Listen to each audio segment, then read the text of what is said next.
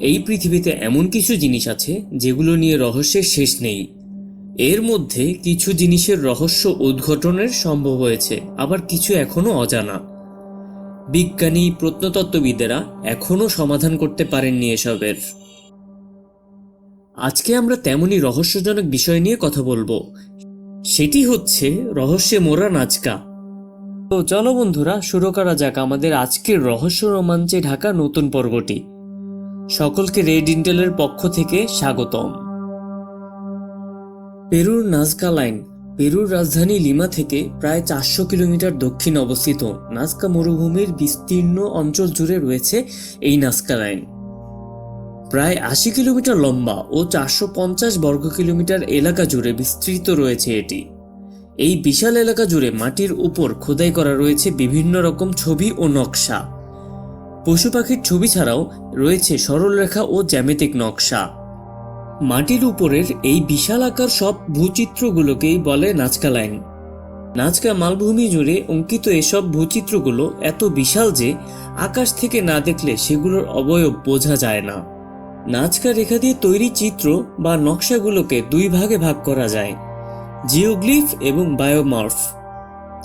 বায়োমর্ফ বলতে বোঝায় জীবজগৎ, অর্থাৎ পশু পাখি বা গাছপালার ছবি। জিওগ্লিফ হলো পৃথিবীর বুকে আঁকা জ্যামিতিক নকশা। নাজকার উপর প্রায় শতাধিক এমন জ্যামিতিক নকশা চোখে পড়ে। এই নাজকা লাইন প্রায় 2000 বছরের পুরনো। 500 খ্রিস্টপূর্ব থেকে 500 খ্রিস্টাব্দের মধ্যে এই নকশাগুলো তৈরি করা হয়েছিল বলে মত প্রত্নতত্ত্ববিদদের। বাণিজ্যিক উড়োজাহাজ চালু হওয়ার পর এই ভূচিত্র অধিকাংশ মানুষের নজরে এসেছে, কারণ একটি নির্দিষ্ট উচ্চতা ছাড়া এর অবয়ব বোঝা সম্ভব নয়। তারপর গত 80 বছর ধরে রহস্যে মোড়া এই নাজকা লাইনের ব্যাপারে জানার চেষ্টা করেছিলেন বিশেষজ্ঞরা। 1994 নাজকাকে ওয়ার্ল্ড হেরিটেজ সাইটের মর্যাদা দিয়েছে ইউনেস্কো।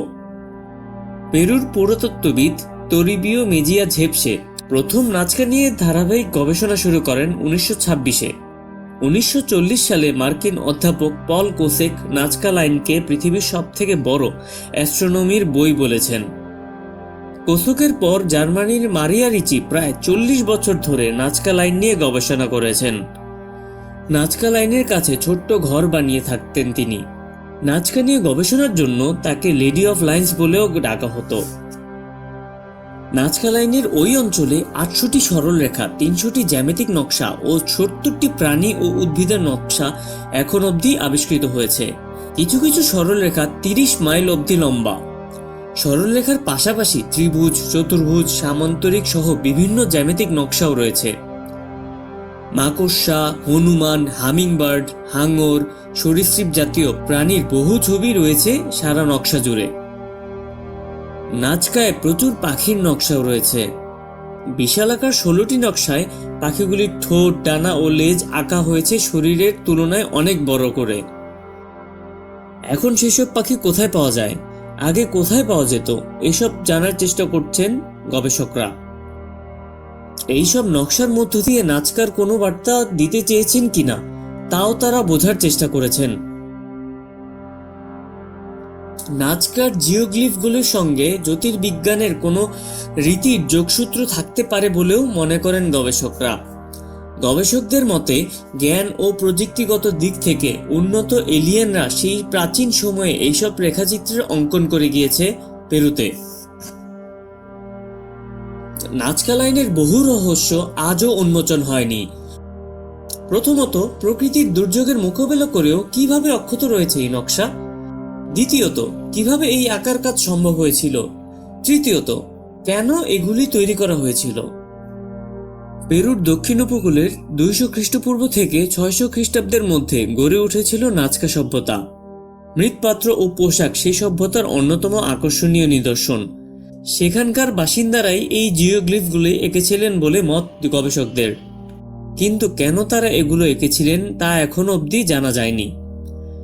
বিজ্ঞানীদের একাংশ মনে করেন এই জায়গায় আসার আগে নাজকারা যেসব প্রাণী দেখেছিলেন সেইগুলিকেই তারা এইভাবে এঁকেছে। কিছু চিত্র কাল্পনিক বলেও মত প্রকাশ করেছেন একাংশ বিজ্ঞানীরা। নাজকা মরুভূমি অঞ্চলের উপরিভাগ লাল পাথরে মোড়া। সেই লাল পাথর সরিয়ে নিচের ধূসর রঙের পাথরের উপর দিয়ে তৈরি করা হয়েছিল জিওগ্লিফ। এই লাইনগুলি 12 থেকে 15 ইঞ্চি গর্ত করে তৈরি। কিন্তু কি করে জিওগ্লিফগুলি এই লাইন তৈরি করা হয়েছিল তার যুক্তিগ্রাহ্য উত্তর এখনো মেলেনি। যেই কটি মতবাদ প্রচলিত রয়েছে তা নিয়েও বিজ্ঞানীদের মধ্যে মতভেদ রয়েছে। নাজকা লাইন এখনো এতটাই রহস্যময় যে ভিনগ্রহীদেরও মানুষ জড়িয়ে ফেলেছে এই জিওগ্লিফগুলির সঙ্গে। কেউ কেউ মনে করেন ভিনগ্রহীরা পৃথিবীর বুকে এঁকেছে এই ভূচিত্র, কেউ কেউ মনে করেন এগুলো তাদের স্পেসশিপ রানওয়ে। আরও একটি বিষয় ব্যাপক বিস্ময় জাগায়, এত বছর আগে তৈরি এই লাইন আজও এইভাবে রয়েছে কিভাবে? এর উত্তর প্রকৃতি।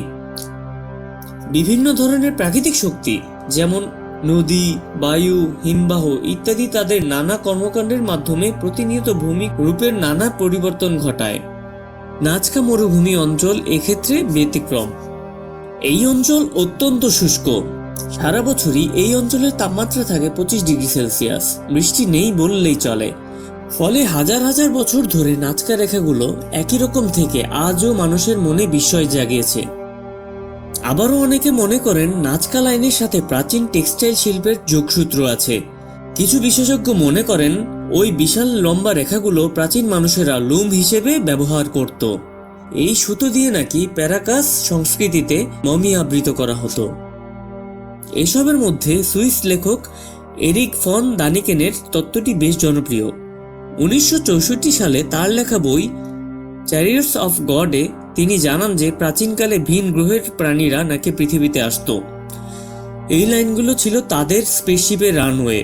ভবিষ্যতে যাতে তারা পথ চিনে ফিরে আসতে পারে সেই কারণে নাকি প্রাচীন পেরুর বাসিন্দারা আরও বিভিন্ন নকশা অঙ্কন করেন। বর্তমান সময়ের রানওয়ে এবং নাজকা লাইনের মধ্যে যে সদৃশ রয়েছে তার উপর ভিত্তি করে দানিকেনের তত্ত্বকে একেবারে উপেক্ষা করার কোনো জো নেই। এত বিশাল এলাকা জুড়ে পাথর কেটে এমন নিখুঁত রেখা টানা সহজ কাজ নয়। যদিও এর নির্মাণে কত সময় ব্যয় হয়েছে তা পরিষ্কার নয়। বিশেষজ্ঞদের মতে এত বিশাল এলাকায় শ্রমসাধ্য কাজ অল্প দিনে হয়নি। প্রজন্মের পর প্রজন্ম ধরে বিশালাকার রেখাগুলো তৈরি করা হয়েছে। নাজকা রেখা নিয়ে বিভিন্ন গবেষকদের গবেষণা এখনো শেষ হয়নি, যদিও সঠিক উত্তর এখনো আমাদের অজানা। আর অজানা বলেই তো এত রহস্য, এত প্রশ্ন। সবার আশা এর উত্তর একদিন মিলবেই। ততদিন কল্পনায় নানা সম্ভাবনার কথা ভেবে দেখতে ক্ষতি কি? আচ্ছা বন্ধুরা, আজ আর নয়, অন্য কোনো দিন অন্য কোনো গল্প নিয়ে হাজির হব আপনাদের সামনে। ততক্ষণ আমাদের সাথেই থাকুন, আমাদের ভিডিও আরও দেখুন এবং লাইক ও কমেন্ট শেয়ার করুন। আমাদের চ্যানেলটি সাবস্ক্রাইব করতে ভুলবেন না।